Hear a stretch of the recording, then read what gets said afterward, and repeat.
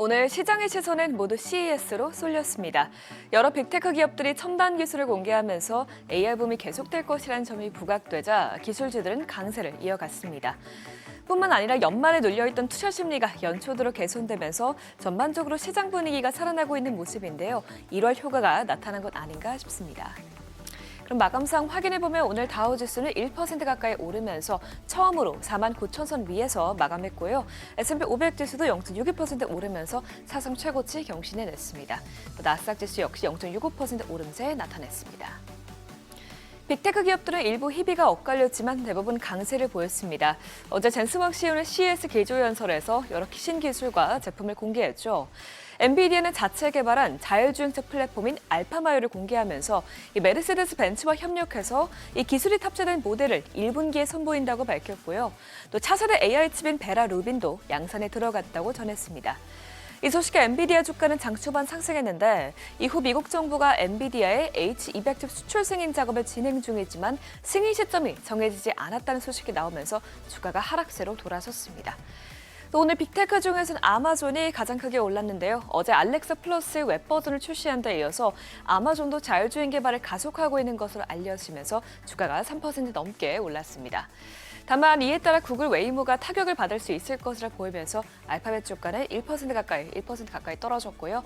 AI 투자가 적은 애플도 2% 가까이 내려갔습니다. 시청 6위부터 보면 테슬라 역시 엔비디아의 자율주행차 출시 소식에 4% 넘게 급락했습니다. 테슬라 로보택시의 경우에는 반복적으로 학습한 센서로 주변을 인식하는 방법을 쓰기 때문에 돌발 변수가 발생하면 오작동이 생길 수 있는 한계가 있었는데요. 엔비디아는 추론 기반 모델을 사용해서 이 한계를 보완한 것으로 알려지자 테슬라 주가가 크게 빠진 것으로 보입니다. 앞으로 자율주행차 시장 판도가 어떻게 바뀌게 될지 지켜봐야 될 것 같고요. 브로드컴은 반도체 슈퍼사이클에 대한 기대감 속에 소폭 상승세로 마감했습니다. 시장 분위기가 이렇게 호전되고 있는 가운데 월가에서는 증시 낙관론이 계속해서 나오고 있습니다. 특히 이번 달에도 1월 효과로 증시가 강세를 보일 것이라는 분석이 거론됐는데요. 이 시타델 증권은 올해는 1월 효과가 나타날 가능성이 매우 높다면서 시장의 폭이 넓어지고 있고 또 자금 유입이 늘어나고 있기 때문이라고 설명했습니다. 현재 머니마켓 펀드 잔액이 사상 최대인 7조 6천억 달러 수준을 유지하고 있는 점이 이 증시 강세를 뒷받침한다면서 연휴 이후 퇴직연금, 연말 보너스, 또 재량적 자산운용과 관련된 자금이 빠르게 이 패시브 위험 자산으로 이동하고 있다면서 이를 설명했습니다. 또 역사적으로도 1985년 이후 나스닥 100 지수가 1월에 상승세를 보인 경우는 약 70%로 평균 상승률은 2.5%에 달했는데요. 앞으로의 흐름 지켜봐야겠습니다. 이런 가운데 어제에 이어서 오늘 나온 데이터들도 미국 경제가 다소 부진하다는 점을 나타냈습니다. S&P 글로벌에 따르면 지난해 12월 서비스 PMI는 52.5를 기록했는데요. 이는 전월 대비 크게 빠지면서 8개월 내 최저 수준으로 내려간 수치입니다. 특히 서비스 부문의 신규 사업 증가율은 20개월 만에 최저치를 기록했고 제조업에서도 신규 주문이 1년 만에 처음으로 감소한 것으로 나타났습니다. 반면에 물가 상승 압력은 다시 강해졌는데요. 12월 투입 비용 인플레이션은 7개월 만에 가장 빠른 속도로 상승했습니다.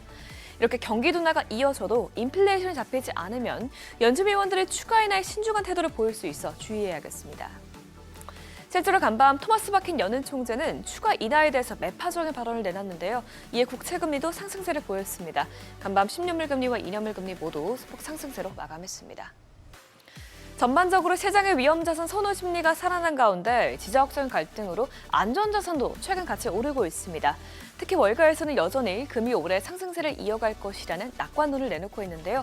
이에 따라 간밤 금선물은 1% 가까이 오르면서 이제 원세당 4,500달러 부근에서 거래가 되고 있고요. 은 가격도 오늘 5% 넘게 급등했습니다. 반면에 어제 큰 폭으로 올랐던 국제유가는 다시 뚝 떨어졌습니다. 트럼프 대통령이 베네수엘라의 석유 인프라를 개선하기 위해서 보조금을 지급하는 방안까지 거론했는데요. 앞으로 석유 개발을 통해서 공급이 크게 늘어날 것이라는 전망이 유가를 끌어내린 것으로 풀이됩니다. 간밤 WTI 브렌트 모두 2% 넘게 급락 마감했습니다.